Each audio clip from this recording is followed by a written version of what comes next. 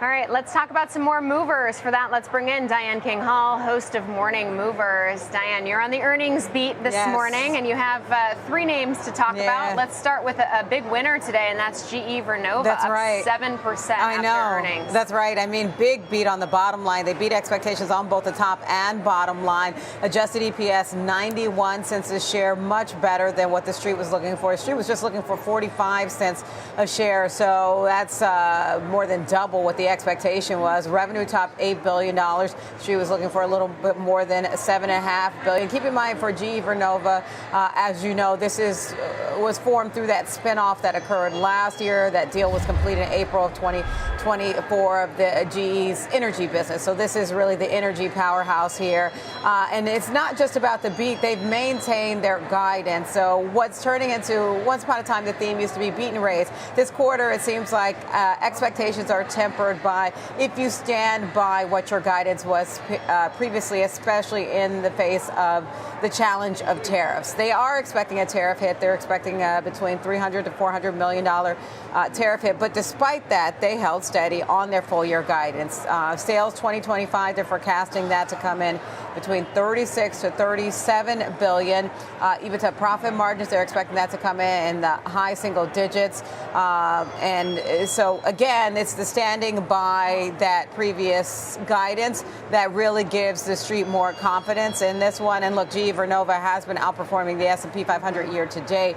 The CEO says in terms of adjusting and accounting for those tariffs, they're going to take a three-pronged strategy. It appears: move some production, renegotiate supplier terms, and pass some of those costs on to consumers. We'll certainly probably hear that strategy echoed throughout this earnings season. He called it a, quote, all of the above strategy for GE Vernova. But, you know, coming into earnings season, there was a lot of talk about would we hear outlooks at all. At all. And obviously Tesla has delayed their full year outlook until when they report second quarter results. But we have been hearing more outlooks, especially as it relates to tariffs and the potential hit. We heard about it from some of the defense companies yesterday, RTX, Northrop Grumman, now GE Vernova.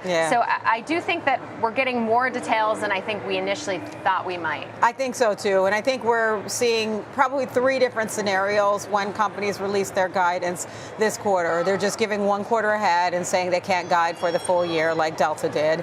And, you know, such as what Tesla is doing, at least for now, they're not giving full year guidance. And obviously they have a very troublesome picture in front of them, given the most recent quarter. And then you have the other scenario where some companies are giving two different scenarios. One that's the best case scenario, one that's the worst case scenario. And then you have the final where some are literally sticking by their forecast. And of course, there are some companies that are reporting that aren't going to have the tariff risk. Now, these companies do, that we're talking about, such as the GE Vernova or the defense companies that you're speaking of. And at least in GE Vernova's case, they're sticking by it. It'll be interesting as we hear from more of the consumer-oriented companies what they have to say. I know Chipotle is coming out. We're going to talk about that one later in the show, and that obviously has the potential to be hit by tariffs as well. Meanwhile, AT&T I thought was going to be a winner because this seemed like a clear beat, and shares are actually under pressure. Although for AT&T, it is important to note this has been a big winner year to date. So maybe the bar a little too high. Well, it may also be buy the rumor, sell the news kind of event when it comes to their earnings. Because look, their subscriber numbers were good, much better than Verizon's numbers were, and it looks like they may have been pulling some subscribers away from Verizon. And it goes to the kind of theme where we see we've been talking about consumer sentiment weakening. If consumers are making budget choices, they may be switching suppliers. So we'll go through the numbers quickly. AT&T reported 51 cents a share on an adjusted basis. That was essentially in line with expectations. They beat on revenue. Revenue was top 30.6 billion. Street was looking for 30.4 billion. Initially, shares were indicated higher, so we'll see how this shakes out through the session because it looks like it's pretty range bound right now.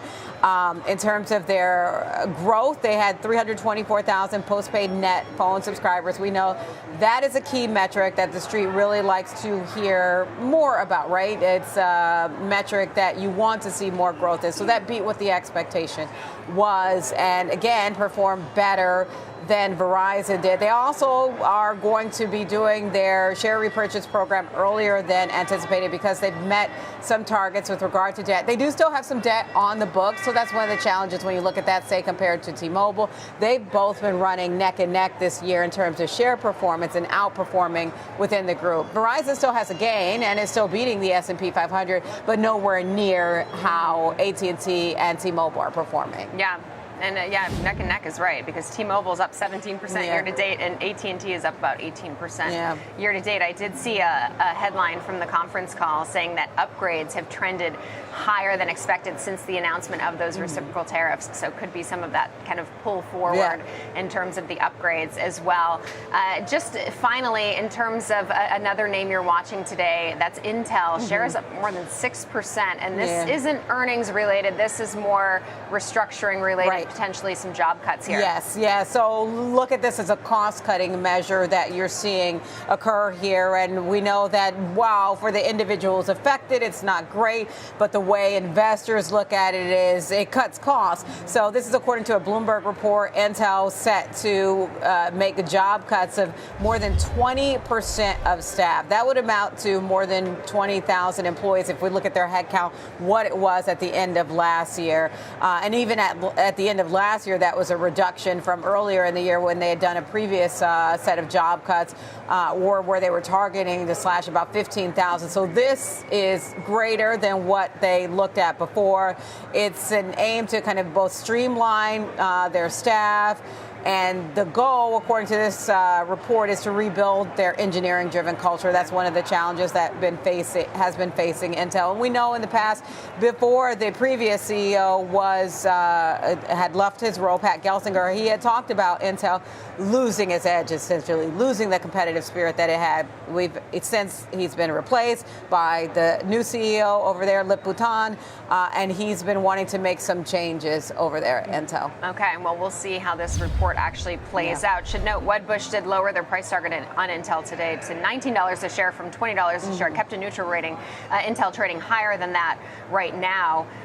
The median price target on Intel, $21 a share, so it's only about a quarter away from that. So we'll see if analysts start to adjust here. Diane King Hall, thanks so much. Really appreciate it.